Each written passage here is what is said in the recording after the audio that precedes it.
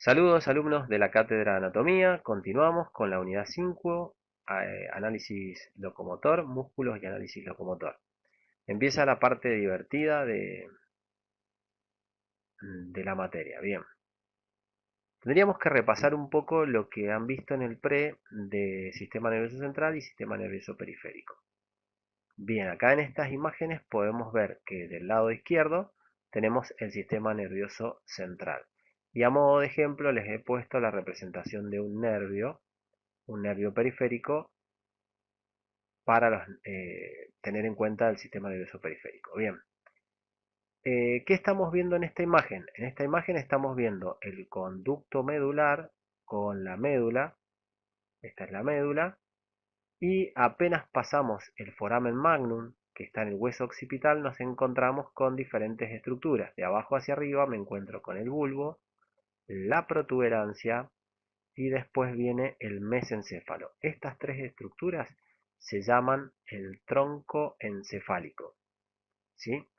Hacia atrás podemos ver esta estructura que es el cerebelo, que es muy importante en la coordinación de los movimientos. Un poco más arriba podemos ver que tenemos el tálamo, esta estructura sería el tálamo. Un poco más abajo y hacia adelante veríamos el hipotálamo. Esto es el cuerpo calloso, que es una estructura que une los dos hemisferios cerebrales.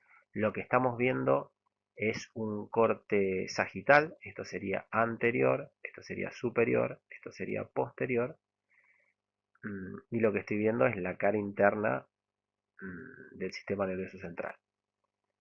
Bueno, el tálamo, como dijimos, y el hipotálamo en su conjunto formarían el diencéfalo. Y esta estructura ya dijimos que es el mesencéfalo, la protuberancia y el bulbo. Bien, son estructuras que tienen que ir teniendo en cuenta. La médula espinal sufre ciertos engrosamientos. ¿Dónde se producen esos engrosamientos? Se producen donde se forman los plexos. Tengo un plexo cervical, un plexo braquial, un plexo lumbar y después un plexo sacro. Acá estoy viendo el plexo lumbar y por acá estaría el plexo braquial. Voy a tener nervios, esto ya sería parte del sistema nervioso periférico, porque como dijimos, este es el sistema nervioso central. Y del sistema nervioso central salen los nervios que forman el sistema nervioso periférico. Esta división es nada más que para su estudio y lo estoy haciendo una división en base a la estructura. Entonces lo divido en sistema nervioso central y en sistema nervioso periférico. Pero es lo mismo, nada más lo hacemos para que sea más fácil estudiarlo. Y después lo vamos a dividir de acuerdo a la función en sistema nervioso somático, y que acuérdense de cuando vimos la unidad de célula, que soma significa cuerpo, sistema nervioso somático, y el sistema nervioso autónomo, que a su vez el sistema nervioso autónomo se va a dividir en simpático y en parasimpático. Bien, ahora tenemos que del cráneo salen 12 pares de nervios craneales y después de la médula voy a tener 31 pares de nervios raquídeos. Voy a tener 8 nervios cervicales. Sí, ya sé, ustedes dicen, son 7 vértebras cervicales porque tengo 8, porque el primer nervio cervical sale entre el occipital y la primera vértebra, que si se acuerdan se llama atlas. El segundo va a salir entre el atlas y el axis, y así hasta el último, que va a salir entre C7 y T1, que va a ser el octavo par craneal. Y después voy a tener 12 pares de nervios torácicos o dorsales, y después voy a tener 5 pares de nervios lumbares, 5 sacros y 1 coxígeo. Y eso me darían los 31 pares de nervios raquídeos. Bien, esta imagen que he colocado acá es para que vean cómo sería un nervio, de estos nervios que estamos hablando, nervios raquídeos. Van a estar formados por paquetes envueltos por tejido conectivo. Fíjense que estos que estoy viendo son vasos sanguíneos. esto es grasita, y estos nervios, como cuando veíamos el músculo y decíamos que la fibra muscular en realidad es la célula muscular. Bueno, acá lo que estamos viendo que le decimos nervios, en realidad son los axones y las dendritas, que entran y salen del sistema nervioso central. Estos paquetes de axones envueltos por la vaina de Schwann en el sistema nervioso periférico, que la aísla para que pueda tener una conducción más rápida, forman los nervios. Bien, acá lo que estaríamos viendo es la anatomía del sistema nervioso. Estoy viendo el sistema nervioso central, cerebro y médula, y los nervios raquídeos. No estoy viendo los nervios craneales, estoy viendo los nervios raquídeos, estos serían los cervicales. Los primeros cervicales que forman el plexo cervical, de C5, de C5 hacia abajo, estos y T1 incluidos, fíjense, T1 da una rama, se unen para formar el plexo braquial. Después tengo los nervios torácicos y después tengo los nervios lumbares que van a formar el plexo lumbar, y en los últimos lumbares y los sacros van a formar el plexo lumbosacro, que me va a dar este nervio que es el más grande de todo el cuerpo, que se llama nervio ciático. Bien, algo importante que me olvidaba de contarles es que ustedes, como pueden ver, la médula, ¿sí?, no llega hasta el final del conducto medular, sino que termina a la altura de la primera lumbar. Si nosotros contamos, esta sería eh, la primera sacra, tendría L5, L4, L3, L2, L1. Fíjense, a la altura de L1 está terminando la médula espinal, que tiene una longitud aproximada de 45 centímetros. Entonces, las neuronas o los cuerpos de las neuronas que salen de estos nervios que hacen sinapsis en la médula, los cuerpos neuronales, fíjense, hasta acá vienen saliendo más o menos a la misma altura, pero después el nervio que sale entre el espacio, acuérdense por los agujeros de conjunción, que sale entre L2 y L3, ese nervio, fíjense que tiene un recorrido hacia abajo. Este recorrido hacia abajo, que también siguen los nervios que van saliendo hacia abajo, entonces si yo tengo una lesión por debajo de, de L1, no me va a afectar tanto como si tengo una lesión por encima de L1 donde todavía está la médula. Bien, acá tienen la misma representación. Tenemos los nervios que están saliendo de la médula. Aquí estoy viendo el sistema nervioso central y los nervios periféricos que salen. En un corte, acá está señalizado, en un corte horizontal, lo que puedo ver es la médula que está en el conducto medular. Esto sería anterior, esto sería derecho, esto sería izquierdo y esto sería posterior. Bien, fíjense que tengo diferentes colores, ¿sí? Esto es más claro y esto es más oscuro. Generalmente está formado por la sustancia gris. Cuando decimos que estamos hablando de sustancia gris es porque hay cuerpos, o sea, somas de neuronas. Porque acuérdense, el cuerpo no está envuelto en la vaina de mielina.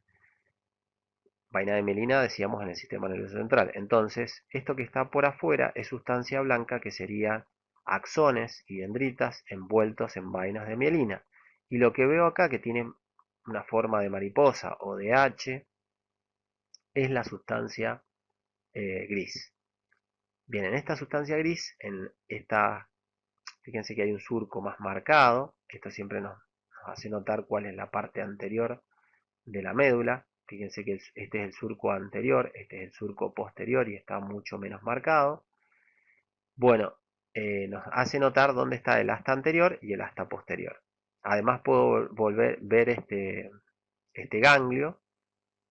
Le digo ganglio porque acá hay cuerpos de neuronas que todavía no ingresan al sistema nervioso central. Entonces, cuando hablamos de cuerpos neuronales que están unidos y fuera del sistema nervioso central, hablo de ganglios. Si estuviera dentro del sistema nervioso central estaría hablando de núcleos. Es lo mismo, solo que cambia el nombre de acuerdo a la ubicación. Bien, entonces las motoneuronas del sistema nervioso somático van a estar en el asta anterior y van a salir por este nervio, y por el asta posterior va a entrar la parte sensitiva somática, o sea, las sensaciones que tengo de la piel, de las cápsulas articulares, de los usos neuromusculares, todo va a entrar por el asta posterior. Y el cuerpo de la neurona sensitiva va a estar en este ganglio. O sea que lo que está llegando en realidad sería la dendrita. Yo tengo la terminal nerviosa, el receptor, que puede ser encapsulado o no encapsulado, cuando vimos la piel, Ruffini, Pacini, etcétera. Y esa información va a llegar hasta el cuerpo de la neurona sensitiva y va a salir por el axón, donde se va a comunicar con una interneurona, y esta interneurona va a avisar a las estructuras superiores del sistema nervioso central. O también podría ser de que se produzca un arco reflejo, me pincho, llega la información por el asta posterior, la parte sensitiva, hace sinapsis con una interneurona o no, directamente hace sinapsis con una neurona motora, sale la información, se activa el músculo y yo retiro el dedo de la mano porque me pinché. Pero además de esta asta anterior, donde están generalmente las neuronas motoras, y el asta posterior, donde está el ingreso de las neuronas sensitivas, tengo estas astas laterales, que se notan más en donde están los plexos. Recuerden que hablamos que tenemos 4 plexos: el cervical, el braquial, el plexo lumbar y el plexo sacro. Esos son los 4 plexos que no tienen que olvidar. Bien, esta entonces sería la estructura de la médula. Esto que se ve acá adelante, que va a ser de sustancia blanca, se llama cordón blanco anterior. ¿Sí? Por acá van a descender los axones de las neuronas motoras. Después esta parte de sustancia blanca se llama cordón blanco lateral, y esto, como ya adivinaron, es el cordón blanco posterior, donde me voy a encontrar con los axones envueltos en vainas de mielina, por eso se ve más claro, de las neuronas sensitivas, y algunas, sobre todo acá en la parte posterior de las sensitivas, no las motoras. Pero además, estos paquetes de axones y dendritas que suben y bajan van a tener nombres y van a estar discriminados en tractos ascendentes y tractos descendentes. Estos tractos van a tener los nombres de las estructuras que terminan uniendo. Si yo tengo un tracto que viene por el cordón anterior, o sea que va a ser de la parte motora, voy a tener un tracto, por ejemplo, que se va a llamar, que va a venir de la corteza cerebral, del área motora, a la médula. Entonces va a ser un tracto córtico porque viene de la corteza, espinal porque une esas dos estructuras, la corteza con la espina. La espina sería la médula. Y al revés, en la parte posterior voy a tener, acá en este cordón blanco posterior, voy a tener tractos que se van a llamar, por ejemplo, del área sensitiva, que llega y va a la corteza, se va a llamar, si lo vemos en el sentido opuesto, espino talámico. Espino talámico porque generalmente la parte sensitiva entra por el asta posterior y hace una estación de relevo en el tálamo, que es una estructura que les comenté recién. Y después del tálamo recién va a llegar a la corteza. Podría ser un tracto que se llame espino talámico cortical. ¿Sí? Bien, acá en los cordones laterales también voy a tener lo mismo. Tractos ascendentes y descendentes. Bueno, ¿qué les he puesto acá? Les he puesto el dibujo para que se ubiquen bien. Esta es una vértebra cervical, si se acuerdan eran como rectangulares, tienen estos agujeros por donde van las arterias paravertebrales. Y fíjense, acá tengo, esta es la sustancia gris, la parte motora, asta anterior, que es más grande, más marcada, y el asta posterior, que es más delicada, más fina. Cuando sale de la médula, estas estructuras, esto sería la parte sensitiva que ingresa a la médula y me va a informar de lo que está pasando, y la parte motora que va a salir a los órganos efectores, como por ejemplo los músculos. Pero estas partes, cuando yo veo que sale de la vértebra, sale como un solo nervio, o sea que los nervios raquídeos son mixtos, son tanto sensitivos, que la parte sensitiva es aferente porque llega hacia el sistema nervioso central, y la parte motora es eferente porque sale del sistema nervioso central. Pero cuando yo veo el nervio, yo sé que el nervio es mixto, es tanto motor como sensitivo. Y una vez que sale, el nervio este se vuelve a dividir en una raíz posterior y en una raíz anterior. Esto es para que puedan entender un próximo video que vamos a ver, donde se explica el plexo braquial. Entonces tienen que tener esto en cuenta, que la motora, la parte anterior, esta es motora, esta es sensitiva, pero cuando salen se unen y el nervio es mixto, pero este nervio se vuelve a dividir en una raíz anterior y en una raíz posterior. Bien, ¿qué estoy viendo acá? Esto que se ve, bueno, estoy viendo las meninges. El sistema nervioso central está envuelto por tres capas que lo protegen. La más externa sería la dura madre, la media sería la aracnoides, que es esta que estoy viendo acá, y una que está íntimamente pegada como una película es la pía madre. Esas tres capas envuelven el sistema nervioso central, tanto el encéfalo como toda la médula. Bien, ahora necesito que presten atención porque este dibujo que vamos a ver acá al costado, a la derecha, está exactamente al revés. Acá yo tenía esto que es anterior, esto es posterior, derecho, izquierdo, y acá lo tengo al revés. Esto es anterior, esto es posterior, esto va a ser izquierdo y esto va a ser derecho. ¿Por qué? Porque tengo el surco anterior que me muestra cuál es la parte anterior. De este corte medular también en forma horizontal. ¿Y qué estoy viendo acá? Esto es la piel. Entonces las aferencias sensitivas llegan por el asta posterior. Fíjense que acá marca que hace sinapsis con el cuerpo. Esto sería la dendrita que llega al cuerpo de la neurona sensitiva y sale el axón de la neurona sensitiva. Y acá va a tener comunicaciones con interneuronas y quizás se produzca un arco reflejo, estimule una motoneurona del asta anterior y se produzca el efecto en el músculo. ¿Sí? Estos serían pies terminales, o terminaría el axón de la neurona motora, que generalmente son neuronas de forma estrellada, y esta sería una neurona unipolar, porque da la impresión que del cuerpo de la neurona sale un solo axón que se abre en dos, pero en realidad una parte son las dendritas y la otra es el axón propiamente dicho. Y acá lo que tenemos es la representación, pero más que nada de la parte motora. Tengo la neurona estrellada, sale la información, se produce el efecto en el músculo y al mismo tiempo se produce una retroalimentación, porque yo tengo, acuérdense, que el músculo tiene el uso neuromuscular y el órgano tendinoso de Golgi, que van a ver mejor en la parte de fisiología. Y esa información que me va a indicar qué tanta tensión, qué tan estirado está el músculo y qué tanta tensión soportan los tendones, va a viajar por el asta posterior a la médula y va a informar a las estructuras superiores. Bien, el cerebro está dividido en circunvoluciones, ¿sí? Y en hemisferios cerebrales. Tengo el hemisferio derecho, el izquierdo, tengo el lóbulo frontal, parietal, temporal y occipital, que llevan los mismos nombres de los huesos que los recubren. Lo que tengo acá es la representación del cuerpo, esto se llama homúnculo motor, ¿sí? Acá lo que estamos viendo, esto sería en la médula, si vemos la médula esto sería anterior, esto sería posterior, esto sería derecho, esto sería izquierdo, y lo que estoy viendo son cómo viaja la información. O sea, si yo decido hacer un movimiento, esto se va a originar en la corteza motora. Esa corteza motora está en el lóbulo frontal antes de la cisura de Rolando.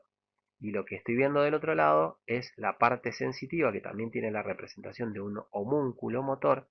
Fíjense que la parte sensitiva, igual que la motora, las partes donde tengo más sensibilidad están más representadas. La cara, la mano, tienen más terminaciones nerviosas y después el torso y las piernas tienen mucho menos. Bueno, entonces, yo decido hacer un movimiento, entonces nace de la corteza motora, o sea, la circunpulsión frontal ascendente, que es el área motora somática primaria. Se produce, y fíjense que va a ser sinapsis con un montón de estructuras. Fíjense que acá está el tálamo. O sea que esta podría ser, la hacemos simple, córtico espinal, que baje a la espina. Entonces, sale de este lado, pero cuando llega a la altura del bulbo, el bulbo raquídeo, la mayoría de esos axones que van bajando se cruzan. Se llama la decusación de las pirámides. Se cruzan al lado opuesto. Tres cuartas, tres cuartos de esos axones se cruzan y un cuarto sigue bajando por el lado homolateral. Y los otros tres cuartos se cruzan al otro lado. Por eso si yo tengo una lesión cerebral y me afecta el lado derecho en este caso, la imposibilidad de movimiento la voy a tener del lado izquierdo. La paresia, la parestesia la voy a tener del lado izquierdo. Porque la mayoría de las fibras se cruzan. Era nada más que para representarles eso. Y acá sería al revés. La información, acá tengo dibujada la piel, ¿sí? Acuérdense que tenía receptores encapsulados, no encapsulados, que ya los vimos. La información viaja hasta llegar al ganglio este que está antes de entrar a la médula, donde está el cuerpo de la neurona sensitiva. Entonces esto sería la dendrita, llega, sale el axón y sube la información que va a ser estación de relevo acá en estos que sería el tálamo. El tálamo recibe la información sensitiva de todas partes, excepto del nervio del primer par craneal, que es el nervio olfatorio. Y va a ir después a llevar esta información a la corteza. Bueno, vamos a ver ahora un video donde nos van a explicar cómo se forma el plexo braquial. Esto es un corte horizontal de una médula espinal. Esto es anterior y esto es posterior. ¿Cómo nos damos cuenta?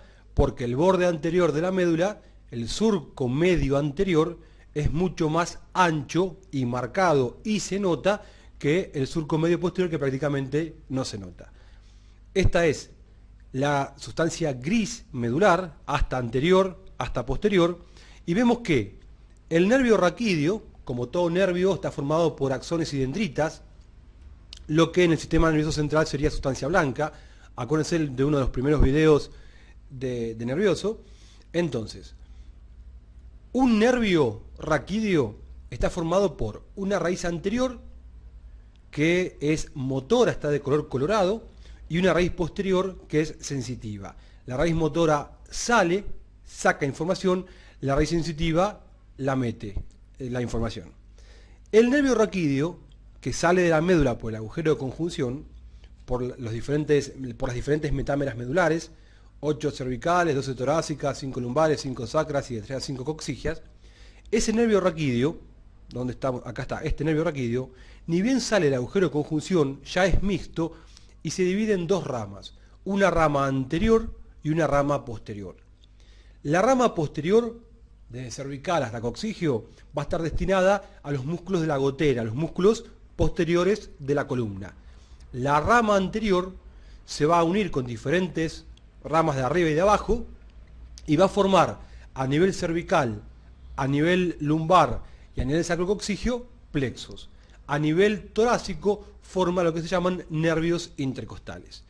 Entonces, cuando hablamos de un plexo nervioso, de estos plexos somáticos, hablamos de anastomosis de las ramas anteriores de los nervios raquídeos. El plexo braquial se va a formar entonces por la unión de las ramas anteriores de los nervios que salen de las metámeras cervical 5, 6, 7, 8 y torácica primera. Bien, cervical 5, esa rama anterior, se une a la cervical sexta y forma lo que se denomina primer tronco primario. El plexo braquial está formado por troncos primarios que se unen entre sí y originan troncos secundarios que dan como ramas, al unirse entre sí, ramas terminales, que son las 5 o 6 ramas terminales del plexo braquial. A ver, Entonces tenemos un primer tronco primario formado por la unión de las ramas anteriores de C5 y C6. C7 por sí solo forma lo que se denomina segundo tronco primario. Y C8 unido a T1 forma el tercer tronco primario. Estos troncos primarios se dividen en anteriores y posteriores. Hay un tronco primario anterior, que es el que vemos acá en amarillo, y uno posterior que no lo estamos viendo en este momento. Hay un segundo tronco primario anterior, que lo vemos en amarillo, y un segundo tronco primario posterior que no lo vemos. Y lo mismo pasa con el tercero. El primer tronco primario se une al segundo tronco primario y forma un tronco secundario. Hay a nivel anterior dos troncos secundarios. Uno externo, esto es interno, esto es inferior, esto es externo y esto es superior. Tronco secundario es anterior y a su vez es externo. Tronco secundario antero-externo. El tercer tronco primario, la rama anterior, por sí sola forma lo que se denomina tronco secundario antero-interno. Estos son los dos anteriores. Estos dos se unen entre sí y originan las ramas terminales del plexo braquial. El tronco secundario antero-externo va a dar dos ramas. Una externa, que va a denominarse nervio músculo cutáneo, y una interna, que se une a la rama externa del tronco secundario antero-interno y forma lo que se denomina nervio mediano. Y después va a dar el tronco secundario antero-interno una rama interna que forma lo que se denomina nervio cubital. Estas son las ramas terminales anteriores del plexo braquial. El nervio mediano se forma de dos raíces. Una raíz interna, que a su vez es la rama externa de bifurcación del tronco secundario antero-interno, y una raíz externa, que a su vez es la rama interna de bifurcación del tronco secundario antero-externo. Parece un trabalenguas, pero bueno, no es tan complicado. Hacia atrás tenemos los troncos primarios posteriores que se juntan entre sí y forman el tronco secundario posterior. El tronco secundario posterior, o llamado radio circunflejo, va a originar a dos nervios. Uno bien externo, que es el nervio circunflejo, y uno más interno e inferior, que es el nervio radial. Y aquí las 5 ramas terminales del plexo braquial.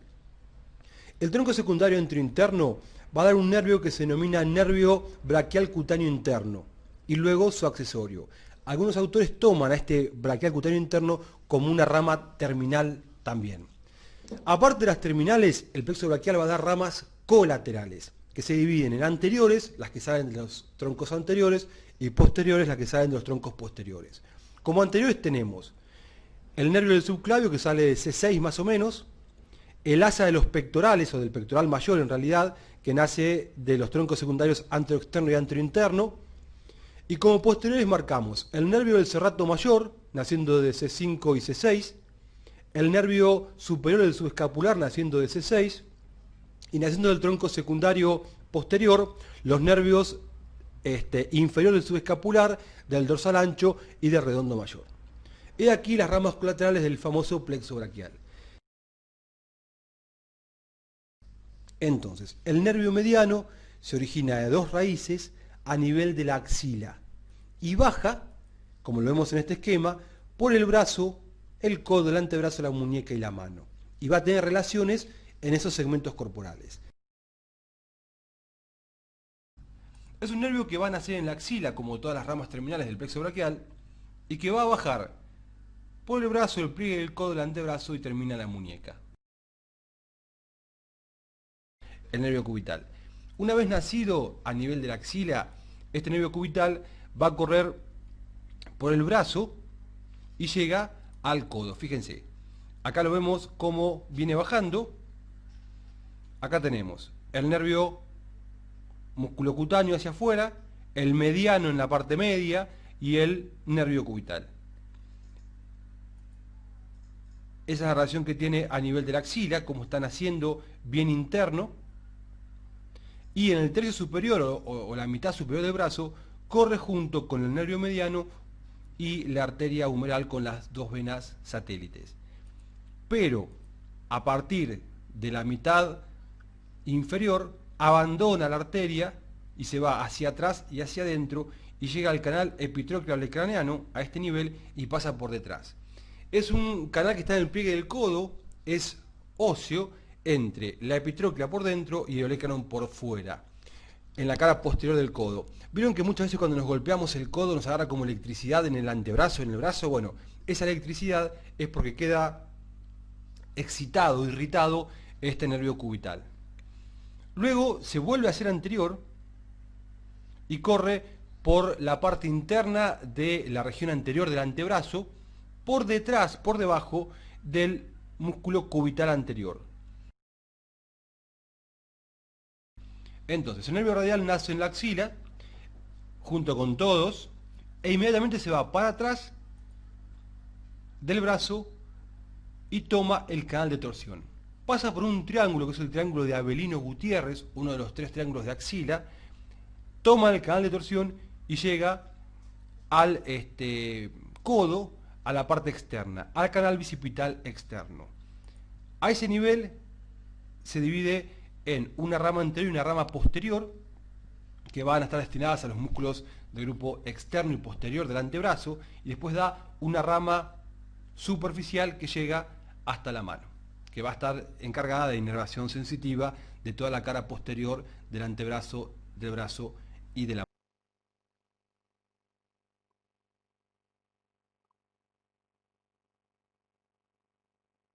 Bien, una vez que hemos visto el plexo braquial, vamos a hablar de la cintura escapular, del territorio motor del plexo braquial, cintura escapular y hombro. Voy a tener ramas colaterales del plexo braquial, que voy a tener el nervio circunflejo. Acuérdense que era una rama terminal del plexo braquial, el nervio circunflejo y el nervio radial, de las raíces posteriores. Este nervio circunflejo va a inervar al músculo deltoides y al redondo menor, que vamos a ver posteriormente. En el brazo voy a tener el nervio musculocutáneo, en la cara anterior, región anterior, donde están los músculos coracobraquial, braquial anterior y bíceps braquial. Y en la cara posterior del brazo voy a tener el nervio radial, que va a inervar a los músculos que están en la cara posterior del brazo, que sería el tríceps braquial y el anconio. Después, si continuamos y vamos al antebrazo, voy a tener que la cara anterior del antebrazo va a estar inervada por el nervio mediano, que va a inervar a todos los músculos, excepto al músculo cubital anterior, que va a estar inervado por el nervio cubital y los tendones cubitales del flexor común profundo. ¿Sí? El flexor común profundo, ese músculo, va a estar inervado la mitad por el nervio mediano y la otra mitad por el nervio cubital. Y la cara posterior va a ser los ramos dorsales, los músculos que estén en la cara posterior del antebrazo, van a estar inervados por el nervio radial, y también va a pasar lo mismo, acá no sale, pero hay un músculo que se llama cubital posterior que va a estar inervado por el nervio cubital. Y llegando a la mano, vamos a tener que la parte de la región tenar, o sea, el dedo gordo, el índice y el anular, van a estar inervados por el nervio mediano, y los lumbricales, que son unos músculos que están entre los huesos del carpo. Y lo mismo va a pasar en la mano, que en la región hipotenar, que es la que está cerca del meñique, en la palma de la mano. Los dos últimos lumbricales van a estar inervados por este nervio cubital. Bien, entonces acá les he puesto un dibujo. Dijimos que la rama terminal de las raíces posteriores era el nervio radial y el nervio circunflejo, o axilar se llama también. Y bueno, acá tengo representado el deltoides, este músculo que está acá es el deltoides, va a estar inervado por el nervio circunflejo o axilar. Después, los músculos que estén en la cara anterior del brazo, dijimos que iban a estar inervados por el nervio musculocutáneo. ¿Sí? Entonces acá voy a tener bíceps, braquial anterior y coracobraquial. Después, en el antebrazo, todos los músculos van a estar inervados por el nervio mediano, a excepción del músculo cubital anterior, que va a estar inervado por el nervio cubital. Después, llegando a la mano, esta sería la eminencia tenar, y esta es la eminencia hipotenar. Entonces, toda la eminencia tenar y del dedo anular hacia acá va a ser todo territorio del nervio del nervio mediano, y esta parte de acá va a ser territorio del nervio eh, cubital. Bueno, hay algo que me he olvidado de contarles, es que estas raíces que yo les conté que eran mixtas, vamos a volver un poco, estas raíces que yo les conté que son mixtas, la parte, sale un nervio y el nervio ese va a inervar músculos, la parte del asta anterior, la parte somática, y la parte sensitiva va a inervar piel. Entonces, los músculos que son inervados por este nervio, a esa región se va a llamar miotoma. Y la parte inervada, o sea, donde están los receptores sensitivos que me llevan información aferente hacia el sistema nervioso central, del asta posterior, la parte sensitiva, se llaman dermatomas. Dermatomas, entonces, parte sensitiva, miotomas, la parte motora. Entonces, yo les estoy diciendo la inervación de los músculos, pero también todo esto va a estar dividido y voy a tener dermatomas. Entonces, cada nervio que sale de la médula va a tomar la sensibilidad de una región del cuerpo. Bien, esto es la misma imagen, vista posterior, y acá sucede lo mismo. Estoy viendo el deltoides, dijimos que el deltoides era inervado por el nervio circunflejo. Esta es la cara posterior del brazo, tengo el músculo tríceps braquial y el anconio que está cerca del codo. Todo esto va a ser inervado por el nervio radial, que es rama terminal, el plexo braquial, de las ramas posteriores. Y después la cara posterior del antebrazo también va a ser todo inervado por el nervio radial, a excepción, acuérdense, del músculo cubital posterior, que va a ser inervado por el nervio cubital. Y casi todo el dorso de la mano va a estar inervado por el nervio radial, y el meñique y la mitad del dedo anular va a estar inervado por el nervio cubital posterior. Bien, continuemos. Bueno, esta es una representación, es la que tienen ustedes del plexo braquial. Cambian algunas nomenclaturas, hay diferentes nomenclaturas. Fíjense que acá tengo C5, C6, C7, C8 y T1, que C5 y C6 con ramos de C4 me ayudan a formar estas son las raíces, acá lo vamos a llamar troncos. Allá Coscarelli le decía tronco primario, tronco secundario y tronco terciario. Acá le dices tronco superior, medio e inferior.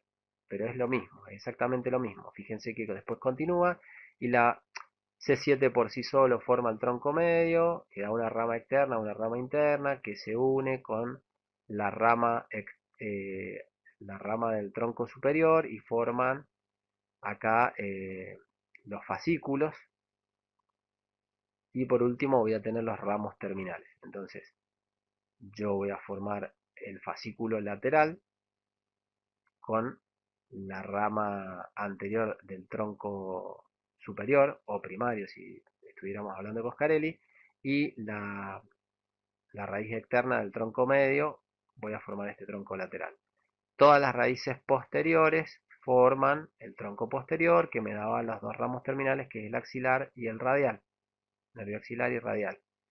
Y C8 y T1 forman el tronco inferior o el tercer tronco primario, como le quieran decir, que va a tener un ramo posterior, y también va a tener un ramo externo y un ramo interno. El ramo externo de este tronco medial se va a unir al tronco interno del tronco del fascículo lateral y va a formar el nervio mediano. Y por sí solo, el tronco inferior va a dar un fascículo, este fascículo medial que se dividía en un ramo externo y un interno. El ramo interno va a formar el nervio cubital. Y acá tienen cuáles son las raíces, C4, C5, C6, ¿sí? Y después nosotros, esta es la parte importante porque vamos a saber de qué vértebra cervical viene la inervación de cada músculo. Y si tengo un problema en un músculo, yo puedo inferir que puedo tener un problema a nivel de esa vértebra. Acá está el nervio pectoral, el asa de los pectorales. Fíjense, acá del tronco superior o tronco primario sale el nervio del subclavio, el nervio supraescapular, que lo vamos a ver ahora cuando veamos la cintura escapular. Nervio dorsal de la escápula. Este es re importante, es el nervio frénico, que va a ir a inervar el diafragma y es el que nos hace respirar. Bueno, es una rama que va para el nervio frénico. Bueno, esta es una representación, una vista anterior del cuello, el plexo cervical, plexo braquial. Estas cadenas ganglionares que se ven por acá tienen que ver con el sistema autónomo, que dijimos que teníamos un sistema autónomo simpático y parasimpático. Bueno, ese sistema autónomo va a tener cadenas ganglionares por la cara anterior de los cuerpos vertebrales, que generalmente en la parte dorsal va a ser el sistema, va a ser la parte simpática, y de la parte craneal y sacra va a salir la parte parasimpática. Bien, lo mismo, estamos viendo las raíces nerviosas. Bueno, esto lo vimos mejor en el video de Coscarelli, no tiene ninguna importancia. Bueno, acá sí lo que se ve es la importancia de los dermatomas. Fíjense que cada color me da que voy a tener la inervación sensitiva de diferentes colores, C7, cada superficie una parte diferente. Y bueno, la representación de un nervio que ya la vimos, como es el plexo braquial en los bebés. Bien, y por último vamos a ver este video donde nos vamos a ver los reparos anatómicos del miembro superior. Vamos a ver qué tenemos. El hombro, el brazo, el codo, el antebrazo, la muñeca y la mano, que son las 3, 4, las 6 partes en que se divide el miembro superior.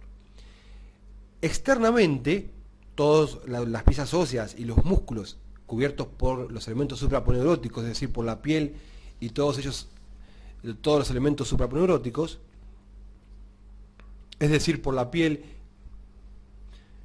hacen relieves, hacen saliencias, que son reparos externos. Entonces, marcamos a nivel del brazo la masa bicipital y por dentro de esta un surco que es el borde interno de la masa bicipital, que es un reparo importante porque en el tercio inferior se va a palpar el latido de la arteria humeral. Es acá donde se pone el estetoscopio para tomar la presión. Después les marco la pared posterior de la axila, el hueco axilar y la pared anterior, formada principalmente por el pectoral mayor. Después vamos a ver en la parte de topografía cómo está dado esto.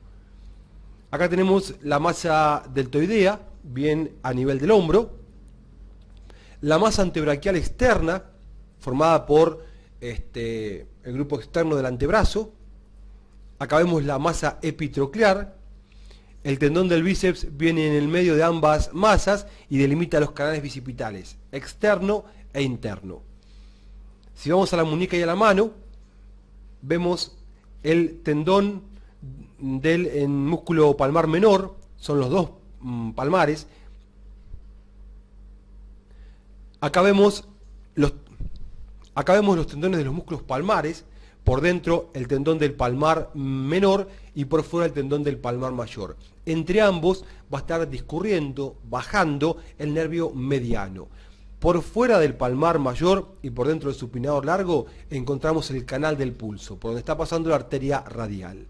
Ya en la mano tenemos, a nivel del dedo gordo, en la base del primer metacarpiano, la eminencia tenar. Y por dentro, del lado del dedo chiquitito, la eminencia hipotenar. En el medio, a nivel de la palma, la corrugación palmar, que se hace a expensas de una expansión superficial del palmar menor que se denomina poderosis palmar media. Acá notamos las almohadillas palmares, que junto con las almohadillas digitales permiten el agarre y la aprehensión de la mano.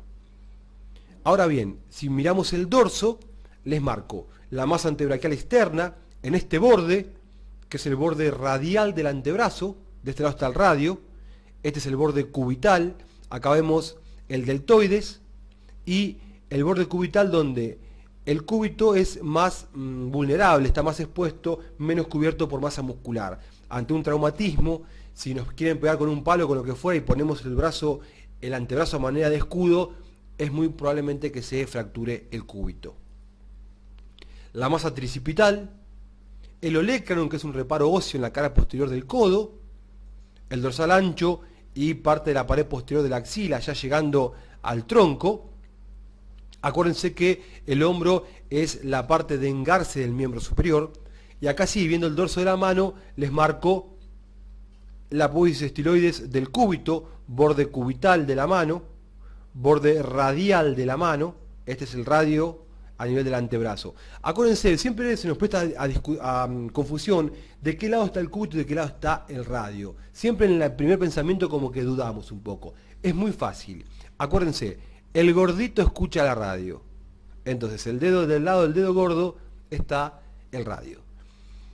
Acá vemos la estiloides del radio, los tendones extensores, y acá tenemos un músculo que es el extensor largo del pulgar. Por dentro de este, un espacio que se conoce como tabaquera anatómica, que ya lo hemos visto y hemos contestado alguna pregunta de tabaquera anatómica. Importante, en el fondo tenemos un hueso que es el escafoides, dos tendones musculares que son los tendones de los radiales primero y segundo, y una arteria que es la arteria radial.